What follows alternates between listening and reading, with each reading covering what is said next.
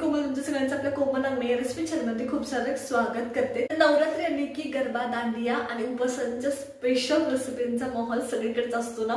तर आज आपण स्पेशल रेसिपीज बनवणार आहोत, ती पण नवरात्रीसाठी, ते म्हणजे अष्टमीसाठी केले जाणाऱ्या काळाचं नाव। खूप साधा आहे, सोपा आहे, अगदी 5 मिनिटात होतो, त्याच्यामुळे व्हिडिओ शेवटपर्यंत पहा। चला तर मग सुरू करूया। तर अष्टमीला केले जाणारे आपण काळे चणे करतोय, त्याच्यासाठी मी इथं कुकर घेतलाय। कुकर व्यवस्थित गरम होऊ द्यायचा। कुकरमध्ये मी तेल टाकलंय।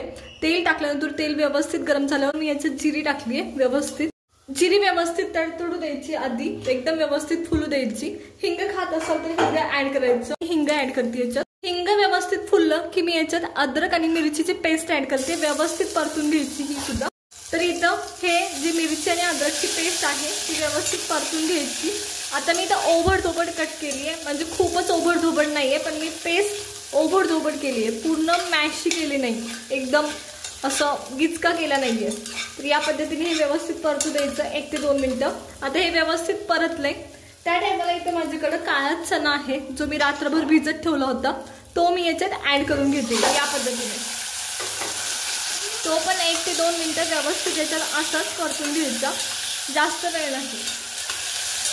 चणा मी मसाला टाकायच्या आधी ऍड केलाय आणि तो परतून घेतलाय। त्याला अद्रकची आणि मिरचीची व्यवस्थित टेस्ट लागावी म्हणून, त्याच्यासाठी हवं असेल तर तुम्ही आधी मसाले सुद्धा ऍड करू शकता। पण हे असं तुम्ही परतलं ना 1 ते 2 मिनिटं तेलामध्ये की टेस्ट फार अप्रतिम लागते। तर इथे मी चणा व्यवस्थित परतलाय 1 ते 2 मिनिटं। त्या टायमाला मी मसाले ऍड करायला सुरुवात करते। सगळ्यात पहिले इथे मी लाल मिरची पावडर ऍड करते, अगदी चिमूटभर माझ्याकडे इथं हळद आहे ती ऍड करते। तर मी धनेपूड ऍड करते, ही माझ्याकडे 2 चमचे आहे। सगळ्यात जास्त आपण याच्यात धनेपूड ऍड करतोय हे लक्षात घ्या। त्याच्यानंतर इथं माझ्याकडे आमचूर पावडर आहे ती ऍड करते आणि मी मसाले आणखी कोणतेच मिक्स केले नाही।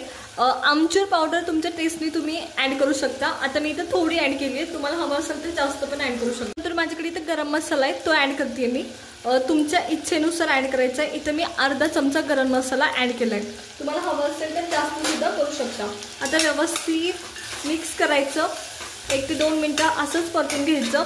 मसाले व्यवस्थित परतू द्यायचं आहे, कारण आपण मसाले सेपरेट परतलेले नाही, चण्यासोबतच मसाले व्यवस्थित परतू द्यायचे। या पद्धतीने 1 ते 2 मिनिटं एकदम व्यवस्थित असेच परतून घ्यायचे। आता तुम्हाला जर नाही का असं वाटत असेल की पाणी कमी पडते आणि मसाले जळायला सुरुवात झाली, त्या टायमाला थोडं थोडं पाणी ऍड करत जायचं, पण मसाले मात्र आपल्याला चण्यासोबत परतूनच घ्यायचे, हे लक्षात घ्या। आता या टायमाला माझे सुद्धा मसाले करपायला लागले, त्या टायमाला मी पाणी ऍड करते। आता पाणी खूप जास्त नाही ऍड करायचं, हे पण लक्षात घ्या, कारण हे चणे हे सुके असतात, खूप जास्त पाणी नसतं ह्या चण्यांमध्ये। तर हे व्यवस्थित परतून घ्यायचे 1 ते 2 मिनिटं असेच या पद्धतीने। तर हे पहा अप्रतिम दिसतं ते आत्ताच। तर आणखी 1 ते 2 मिनिटं मी असेच परतणार आहे याला, आणि गरज असेल तर पाणी ऍड करत जायचंय। तुम्हाला चणा शिजण्या इतकं पाणी याच्यात टाकायचंय, हे पण लक्षात घ्या। आपण कुकरमध्ये अगदी 2 शिट्टीत हे शिजून घेणार आहोत व्यवस्थित। तर हे मी परतून घेते 1 ते 2 मिनिटं असंच। वास आत्ताच फार अप्रतिम येतोय। अगदी साधे चणे असतात, हे अष्टमीला केले जातात ते, पण फार भारी टेस्ट असते यांना, तर त्याच्यामुळे नक्की ट्राय करा। तर इथं मी हे आणखी 1 ते 2 मिनिटं असे परतून घेते। आता चणा 1 ते 2 मिनिटं व्यवस्थित परतलाय आणि पाणी पुरेसं आहे याच्यात शिजण्या इतपत। त्या टायमाला मी याच्यात अद्रकचे तुकडे टाकते। मी अद्रकचे तुकडे कट करून घेतलेत ते।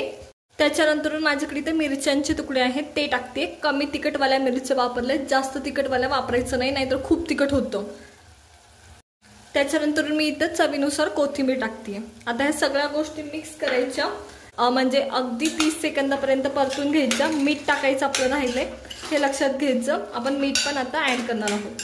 आता चणे व्यवस्थित परतल्यानंतर मी आता चवीनुसार याच्यात मीठ ऍड केलंय, मीठ सुद्धा मिक्स करून घ्यायचं। पाणी परत चेक करायचं, गरज असेल तर ऍड करायचं। मी पाणी आता ऍड करणार आहे, गरज वाटते त्या टायमाला, आणि याच्यात आपण पाणी ऍड करतोय हवं तेवढं आपल्याला।